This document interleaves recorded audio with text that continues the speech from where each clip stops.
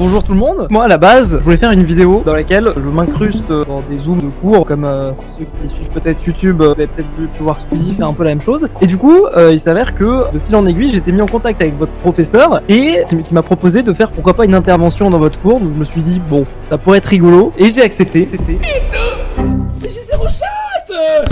Putain! Jamais je fais ça. Oh, d'un coup, voilà, d'un coup ça a tout transformé.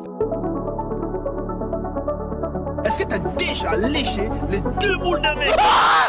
Yop les BG, comment ça va?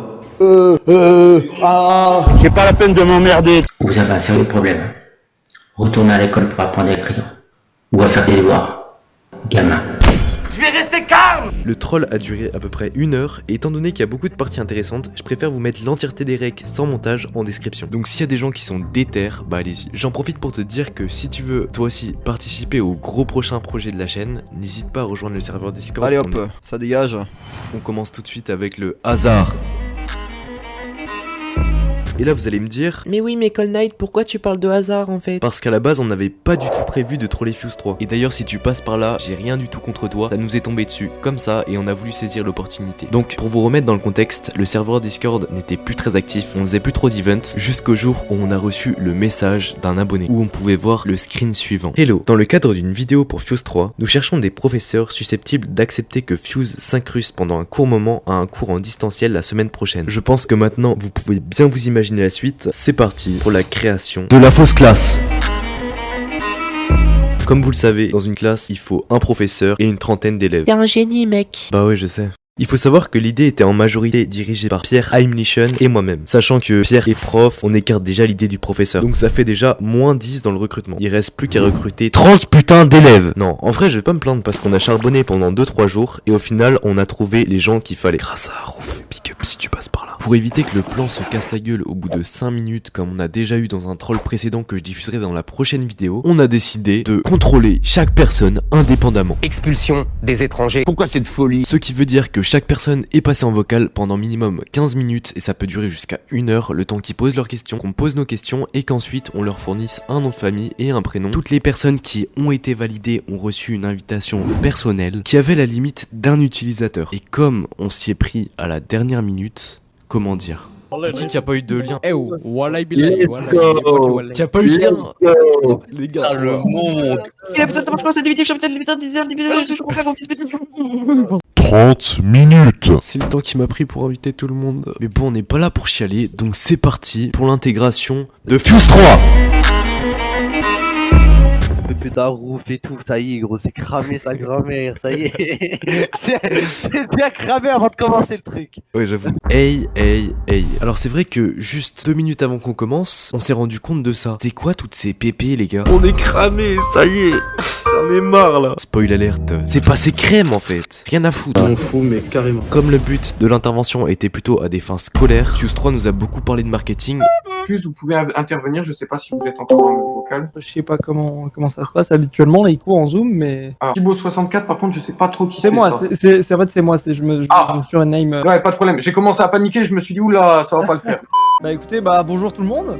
Moi je m'appelle Fuse, je fais des vidéos sur YouTube depuis ça fait une dizaine d'années. Bon voilà, donc en gros je vais rentrer un petit peu plus dans les détails sur tout ce qui est stratégie, vente, marketing, puisque j'ai cru comprendre que c'est pas vraiment encore de marketing, mais Alors, je me permets d'intervenir là-dessus. On intervient donc sur tout ce qui est prospection, la relation client, voilà. du coup, bon, petite présentation, histoire de flex un petit peu sur les chiffres. Bon, voilà, ça va paraître très réfléchi, très stratégique, mais en fait, c'est quelque chose qui s'est.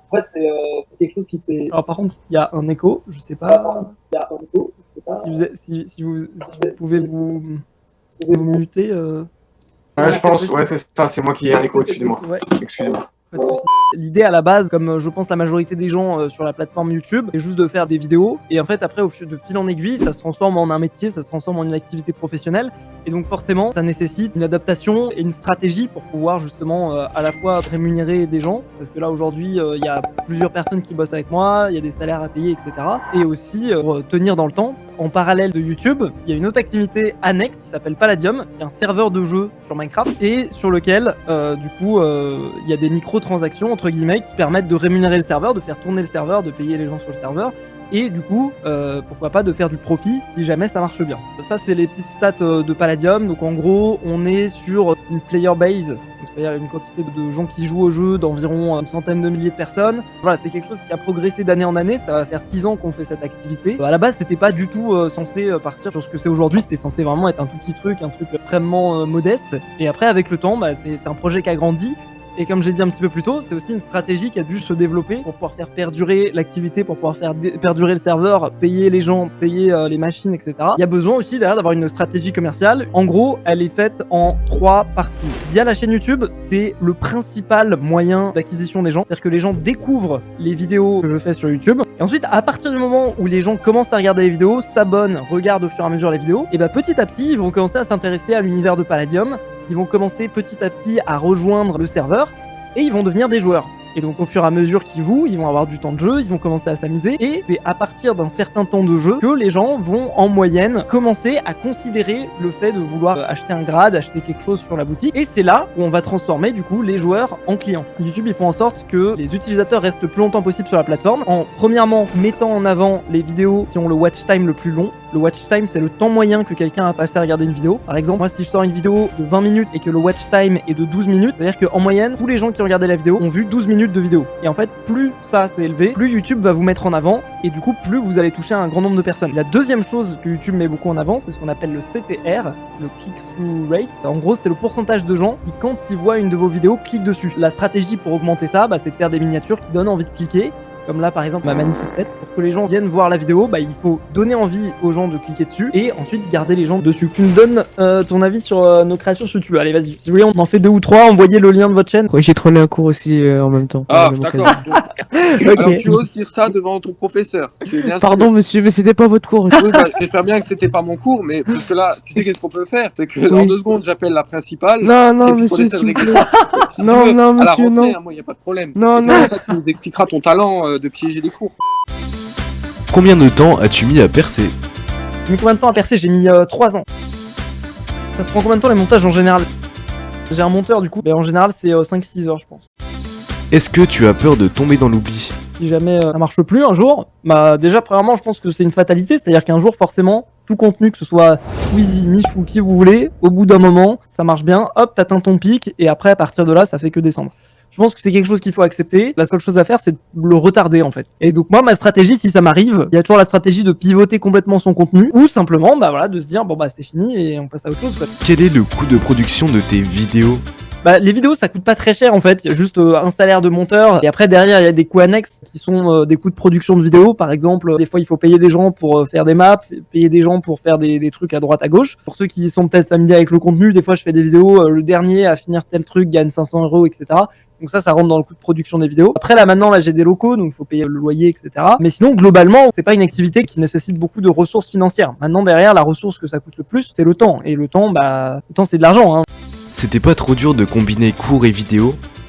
Moi là, je suis à plein temps depuis 2-3 ans. Après, j'ai commencé en collège quoi. J'ai jamais eu trop de problèmes avec les cours, donc j'étais plutôt avantagé là-dessus. Mais pendant un moment c'était assez difficile quoi. Je sais que c'était les heures de sommeil qui prenaient. Mais après derrière aussi, je savais que c'était temporaire. Quel est l'avis de tes parents? Quand je me suis lancé à plein temps, je pouvais déjà en vivre quoi. À partir du moment où je suis majeur et que je fais mes trucs, c'est mon choix quoi. Ton secret pour percer?